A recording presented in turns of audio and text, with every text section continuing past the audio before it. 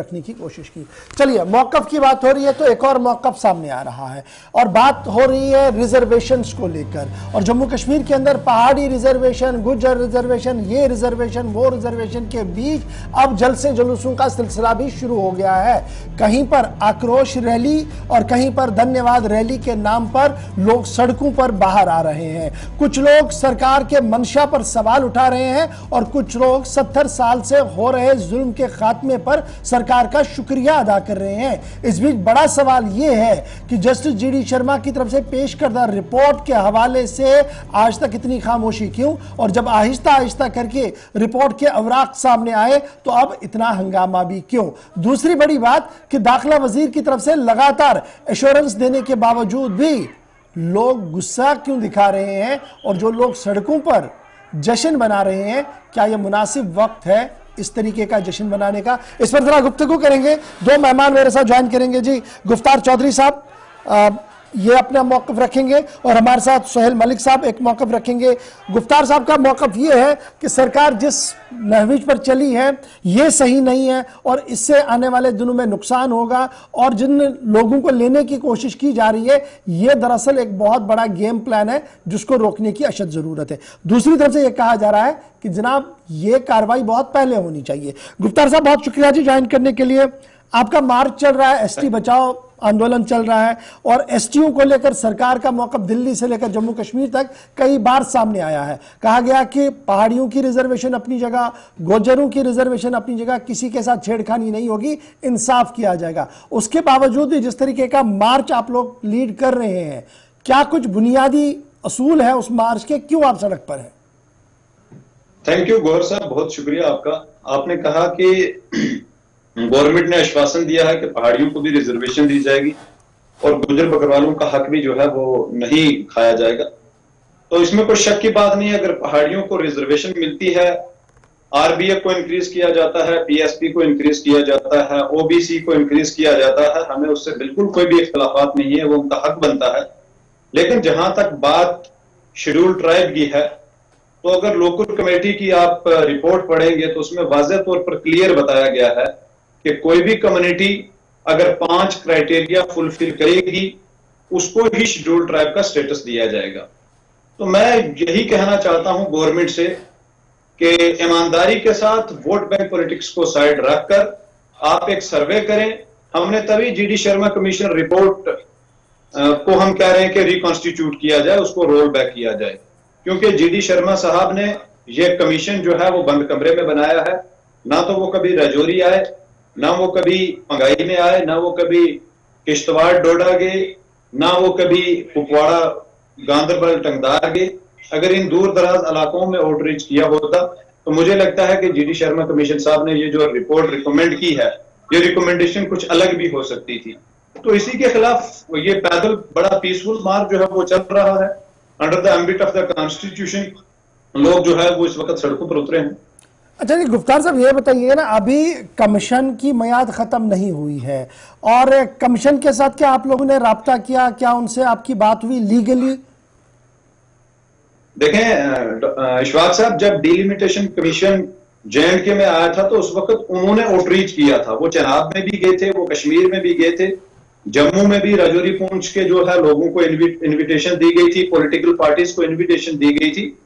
लेकिन जो जीडी शर्मा साहब का जो कमीशन है, ये ना तो आउटरीच इन्होंने राजौरी में किया ना पूंछ में किया। ये उनकी जिम्मेदारी बनती थी कि जहां पर गुज्जर बकरवाल हों या गद्दी सीपी हों या गुरेजी हों, जहां पर उनकी आबादी ज्यादा है, पॉपुलेशन ज्यादा है, वो आते और उनकी हालत देखते कि क्या सच में इन लोगों की अपलिफ्टमेंट हुई है या नहीं। अगर मैं आपको एक डाटा में एक नेशनल फैमिली हेल्थ सर्वे जो हुआ कुछ वक्त पहले, उसकी रिपोर्ट है कि जो हमारे जो गुज्जर बकरवालों में जो एसटी की पॉपुलेशन है, उसमें से आज की डेट में 100 में से 57 लोग जो हैं वो बहुत गरीब हैं, मतलब पोरेस्ट। जबकि जिन लोगों को शेड्यूल ट्राइब का स्टेटस दिया जा रहा है वो 100 में से 17 गरीब हैं। तो हम इनको कैसे कंपेयर कर सकते हैं? अगर एक तरफ 100 में से 17 आदमी गरीब हैं, दूसरी तरफ 100 में से 57 लोग गरीब हैं, तो क्या इनमें कोई मुकाबला हो सकता है? बिल्कुल भी नहीं। तो मैं ये कहना चाहता हूं कि जीडी शर्मा साहब की जो रिपोर्ट है उसको रिकंस्टिट्यूट किया जाए, लोगों तक जाए, आउटरीच किया जाए और उसके बाद जो है फैसला किया जाए। अच्छा, इसमें एलजी साहब की बात तो अपनी जगह है, लेकिन दाखिला वजीर साहब को आप कैसे देख रहे हैं? दाखिला वजीर साहब तो इंश्योर कर चुके हैं आपकी जमीन पर आकर के जनाब सबको हक मिलेगा, किसी का हक नहीं मारा जाएगा। सर गौर साहब, हम वही कह रहे हैं ना, हमें तो होम मिनिस्टर साहब की या एलजी साहब, वो हमारे होम मिनिस्टर साहब हैं अमित शाह जी, और एलजी साहब हमारी यूनियन टेरिटरी के हेड हैं, हम उनकी बात को ये नहीं कह रहे, लेकिन हमारी भी एक बात जो है वो समझनी चाहिए। हम ये कह रहे हैं कि scheduled tribe status is different thing. आप उनको किसी और चीज में अपना कोटा इंक्रीज करके दे रहे हो तो हमें उससे परेशानी नहीं है। अगर वो रिजर्वेशन में उनको इंक्रीज करते हैं तो उससे कोई परेशानी नहीं। अगर लोकूर कमेटी की जो रिपोर्ट है 1965 की, उसमें क्लियर कहा गया है कि कोई भी कम्युनिटी अगर 5 क्राइटेरिया फुलफिल करेगी उसको शेड्यूल्ड ट्राइब का स्टेटस दिया जाएगा। उसमें सोशल स्टिग्मा है, उसमें शाइनेस है फ्रॉम अदर कम्युनिटी, बैकवर्डनेस है, उसमें यूनिक ट्रेड एंड कल्चर होना चाहिए। अगर वो क्राइटेरिया फुलफिल होता है तो जनाब आप दें ना, हम कब रोक रहे हैं। लेकिन अगर वो क्राइटेरिया फुलफिल ही नहीं होता तो आप किस तरीके से किसी को भी शेड्यूल्ड ट्राइब के स्टेटस में जो है वो ऐड करते हैं? अच्छा, अभी तो दिल्ली बहुत दूर है ना, उससे पहले ही हंगामा शुरू हुआ, ये क्यों? हम ये जैसे कुछ दिन पहले ये चीजें मंजर आम पर आ रही थी, पब्लिकली ये चीज आ रही थी कि जम्मू के हमारे गद्दा ब्राह्मण, कोलीज और पहाड़ी, और सबसे इंपॉर्टेंट चीज आप पहाड़ी डिक्लेयर किसको कर रहे हो? वैसे तो फिर मैं भी पहाड़ी हूं। किश्तवाड़ डोडा के लोग पहाड़ी नहीं है क्या? रामबन के लोग पहाड़ी नहीं है? उड़ी के लोग भी तो, श्रीनगर में आप फकीर गुजरी जाओगे तो वो भी पहाड़ है ना। तो पूरा जम्मू कश्मीर ही पहाड़ हो गया। आप क्या पूरी जम्मू कश्मीर को ट्राइबल स्टेट डिक्लेयर करना चाहते हो? तो क्लियरिटी कहां है? किस चीज की क्लियरिटी है? कहीं पे भी क्लियरिटी नहीं है। तो लैंग्विस्टिक बेस पर आप किसको जो है वो शेड्यूल्ड ट्राइब का स्टेटस दे सकते हो? ये चीजें आपने क्या ये चीजें आपने दाखिला वजीर के सामने नहीं रखी या दाखिला वजीर के रिप्रेजेंटेटिव्स के सामने नहीं रखी? जहां डॉक्टर साहब, जहां हमें मौका मिला हमने तो बात ये रखी है, हमने मेमोरेंडम्स भी दिए और आज भी हम पीसफुली ही अपनी बात रख रहे हैं, मीडिया के थ्रू बात रख रहे हैं, एडमिनिस्ट्रेशन के थ्रू बात रख रहे हैं। हम तो यही समझाने की कोशिश कर रहे हैं। तो रेस्पॉन्ड क्या है? रिस्पॉन्ड वो तो आप सब देख रहे हैं कि स्टेटमेंट तो उधर से एक ही आता है कि आपके साथ छेड़खानी नहीं होगी, तो उसको भी जो है वो दिया जाएगा। अगर वो पीएसपी में इंक्रीज करते हैं तो बिल्कुल दें, हम उनके साथ हैं। होना तो ऐसे चाहिए था कि आज जो हमारा जम्मू कश्मीर में शेड्यूल्ड ट्राइब का 10% है उसको बढ़ा के 15% कर देना चाहिए था। लेकिन आप अगर डिल्यूट कर रहे हो, आप अगर क्लब कर रहे हो, तो उसमें किसी का फैसला नहीं। जो लोग आज शेड्यूल्ड ट्राइब स्टेटस की मांग कर रहे हैं, यकीन मानो यही नौजवान, यही मेरे भाई कल अपना सर पकड़ के रोएंगे। अच्छा, ये जो दूसरी तरफ से धन्यवाद की रैली आ रही है उसमें भी हजारों लोग हैं, उसे कैसे देखा जाए? ये जनाब वो उनका अपना हक बनता है कि वो भी रैलीज निकाल सकते हैं, उसमें तो मैं कोई कमेंट करूंगा नहीं। लेकिन हम अपने काज के लिए निकले और हमारा काज बिल्कुल क्लियर है। क्या आपको लगता है कि वो मिसलेड है? नहीं, आप मान रहे हैं कि वो पॉलिटिकली मिसलेड किए गए, या आप ये मान रहे हैं कि जनाब वो जो इस लड़ाई को लड़ रहे थे उन्होंने अपनी जीत दर्ज कर ली है? ये एक इंपॉर्टेंट चीज है जो आपने कहा कि पॉलिटिकली, ये एक बहुत इंपॉर्टेंट चीज है। और इसमें मैं बिल्कुल कहूंगा कि जब इससे पहले ये मैटर क्लोज हुआ था, एलजी साहब की गवर्नमेंट और उससे पहले नेशनल कॉन्फ्रेंस या पीडीपी के वो लगातार रिकमेंड करते रहे कि 4% पहाड़ी स्पीकिंग पीपल्स को जो है वो रिजर्वेशन दी जाए। उसके बाद एलजी साहब की जो यूनियन टेरिटरी एडमिनिस्ट्रेशन है उन्होंने उसको फाइनल किया। तब तक ये चैप्टर बिल्कुल क्लोज हो गया हुआ था। लेकिन उसके बाद जब यहां पर पॉलिटिकल रिजर्वेशन आई और राजौरी पुंछ में 5-6 सीट्स जो है वो रिजर्व हो गई, उसके बाद जो हमारे पहाड़ी कम्युनिटीज के कुछ लीडर हैं वो पब्लिक में आ गए और उन्होंने जद्दोजहद स्टार्ट कर दी। जबकि उनको जद्दोजहद ये स्टार्ट करनी थी, अगर वो सच में अपनी कौम के लिए सोचते, नौजवानों के लिए सोचते, तो उनको कहना था कि पीएसपी का कोटा 4% से 10% इंक्रीज कर दो।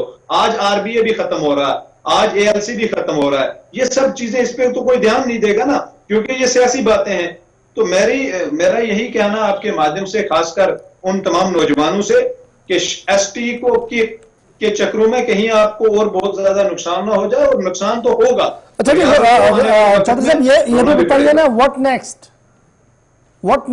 वही है हेडिंग। हम तो पीसफुली जो है वो चल रहे हैं। हमारा टारगेट है कि हम कहां की ओर जा रहे हैं? अभी पीर पंजाब, आप कहां की ओर चल रहे हैं? जम्मू कठुआ की तरफ। जम्मू कठुआ की तरफ चलेंगे। उसके बाद, क्योंकि जिस दिन हमने कुपवाड़ा से स्टार्ट किया था, हमने क्लियर कहा था कि हम कुपवाड़ा से कठुआ तक अपनी पैदल मार्च करेंगे। तो अभी हम पीर पंजाल में पहुंचे और आप देख सकते हैं कि हजारों के हिसाब से लोग आज सड़कों पर निकल रहे हैं। तो उसके बाद हमें जम्मू की तरफ जाना, उसके बाद जो हमारी कमेटी जो है वो लायमल तय करेगी, वो लोगों को पता चल जाएगा। यानी आपने एक कमेटी तश्कील दे दी है जो इस पूरे प्रोग्राम को ऑर्गेनाइज कर रही है, जो देख रही है। क्या वो कमेटी कहीं पर भी स्टेट गवर्नमेंट के साथ लियाज़न में है कि उन्हें बता रही है कि भाई साहब ये गलत हो रहा है, इनको बताएं?